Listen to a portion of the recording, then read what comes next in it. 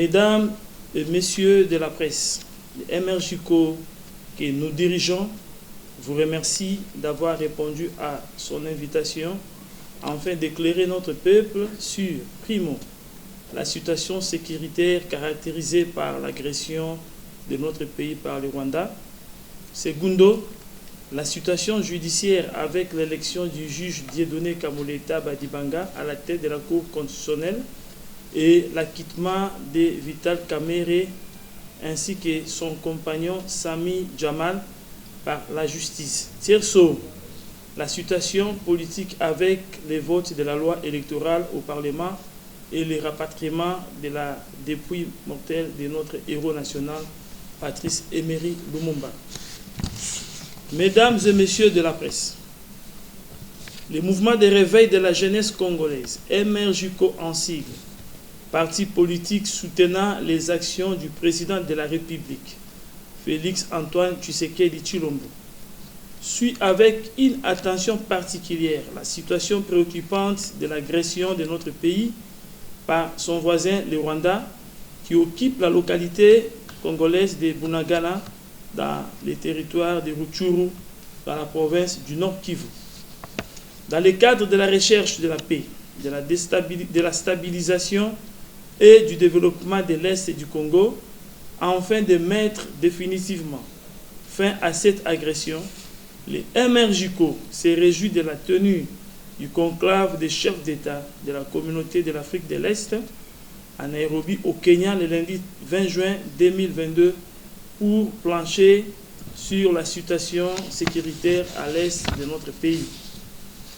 À cette fin, le MRJCO salue la volonté ferme et la détermination du président Uhuru Kenyatta du Kenya, Félix Antoine Tshisekedi Tshilombo de la RDC, notre pays, Yoweri Museveni de l'Ouganda, Salva Kiir du Sud-Soudan, Evariste Ndayishimiye de Burundi et les représentants de la présidente Samia Suluhu de la Tanzanie d'avoir approuvé le déploiement imminent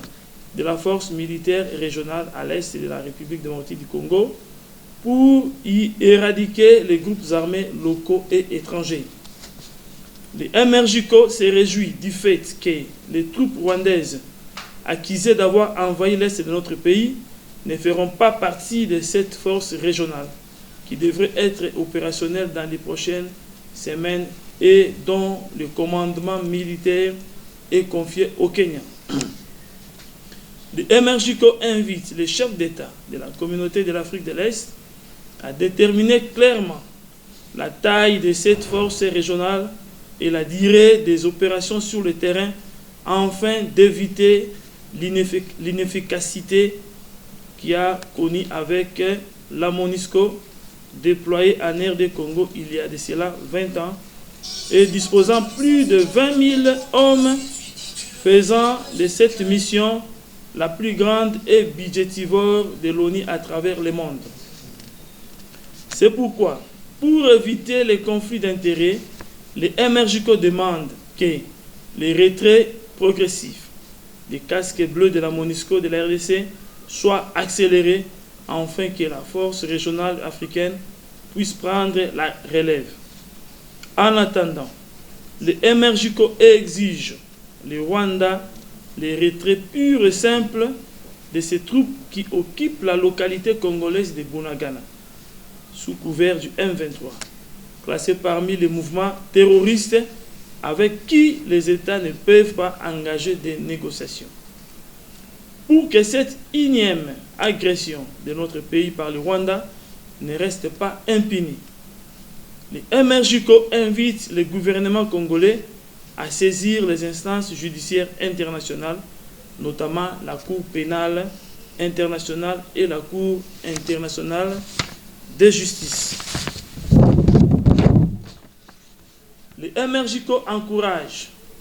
les chefs de l'État pour avoir noté avec satisfaction les avancées significatives du processus politique de Nairobi avec les consultations menées par l'équipe mixte RDC-Kenya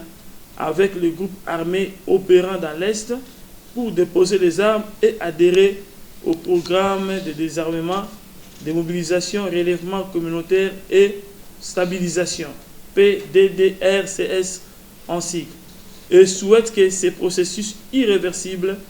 puissent se poursuivre avec les acteurs engagés dans la voie pacifique.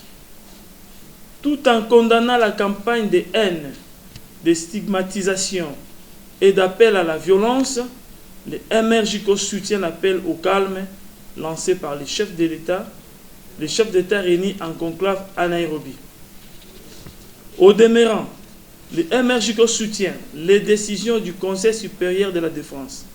suspendant tous les protocoles d'accord signés avec la RD Congo et le Rwanda, ainsi que la fermeture des frontières avec le Rwanda. Le MRJCO apporte son soutien au FRDC et appelle tout le peuple congolais à faire de même pour défendre l'intégrité territoriale et permettre au chef d'État de l'État, Félix Antoine Tshisekedi Tshilombo, d'avoir le temps et les moyens pour réaliser son programme de développement en faveur du peuple congolais. 2. Sur le plan justice. Le MRJCO salue l'élection du juge Dieudonné Kamule Tabadibanga par ses pairs à la tête de la Cour constitutionnelle et estime que cette haute cour affiche complet et joue son rôle de dire les droits dans l'interprétation des droits des règlements en conformité avec la Constitution et la confirmation des résultats des élections du président de la République et des députés nationaux. Le MRJCO s'est dit inquiet et déçu de la manière dont la justice a été rendue dans le procès de 100 jours. Il rappelle les principes bibliques selon lesquels la justice élève une nation. Ce qui a été dit dans le cadre des détournements des fonds alloués à la construction des maisons préfabriquées en faveur des militaires et policiers et blanchissement des capitaux laisse plusieurs Congolais dubitatifs. Quand on sait que les cours et tribunaux sont appelés à œuvrer pour la consolidation de l'état de droit prôné par les chefs de l'État afin de lutter contre l'impunité, la corruption, le pillage des richesses nationales, le coulage des recettes ainsi que les détournements des deniers publics et la spoliation et bradage des biens publics. Sur le plan politique, le MRJCO félicite le Parlement congolais pour avoir adopté la proposition de modification de la loi électorale afin de permettre au pays d'avoir cette loi qui est nécessaire pour l'organisation des élections de 2023. Le MRJCO invite le gouvernement de la République démocratique du Congo à mettre des moyens financiers et matériels à la disposition de la Commission électorale nationale indépendante, afin de lui permettre d'organisation des élections dans les délais. Le MRJCO se réjouit du rapatriement de la dépouille mortelle de notre héros national, Patrice Emery Lumumba, qui aura des obsèques dignes à une sépulture 61 ans après son assassinat. Pour le MRJCO, cet acte traduit la ferme volonté du chef de l'État de la République, Félix Antoine Tshisekedi Tshilombo, d'honorer les mémoires de nos héros et de donner la dignité au peuple congolais par une diplomatie agissante qu'il a déclenchée depuis son accession à la magistrature suprême de notre pays. Enfin, en ce moment où notre pays est agressé par le Rwanda, le MRJCO invite les Congolais, toutes tendances confondues, à citer nos divergences, à côté plutôt nos divergences politiques, et à s'unir comme un seul homme derrière le chef de l'État, son Excellence Félix Antoine Tshisekedi Tshilombo, nos forces de défense et de sécurité, nos institutions, afin de défendre l'intégrité territoriale et la souveraineté de notre pays. Par ailleurs, le MRJCO sollicite et demande aux milliers des églises qui pullulent dans notre pays, chacune à ce qui les concerne, d'envoyer des membres ou des croyants dans l'armée, ainsi que plusieurs partis politiques doivent envoyer leurs membres de partis pour que notre armée puisse avoir un effectif normal pour pallier à toutes sortes d'agressions qui peuvent déranger notre pays. Enfin, le MRJCO appelle les Congolais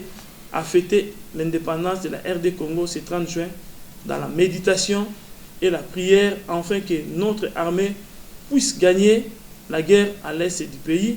avec l'appui de la force régionale qui sera bientôt déployée. Je dis et je vous remercie. Merci, Président.